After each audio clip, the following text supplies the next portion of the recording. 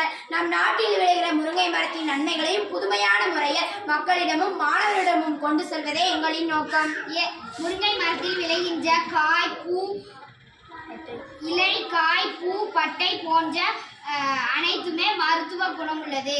முருங்கை இலை, பூ, காய், பட்டை ஆகியவற்றை நிழலில் காய வைத்து தனித்தனியாக பொடியில் அரைத்து தேநீருக்கு பதிலாக இதை அருந்தலாம். நாம் உடல் சோர்வடையும் போது ஆற்றல் தரும் எனர்ஜி ட்ரிங்காகவும் இதனை பயன்படுத்தலாம். நிலவேம்பு கஷாயத்தை போல் இதுவும் நம் உடல் வலிமைக்கு ஆரோக்கியமாகவும் அமையும்.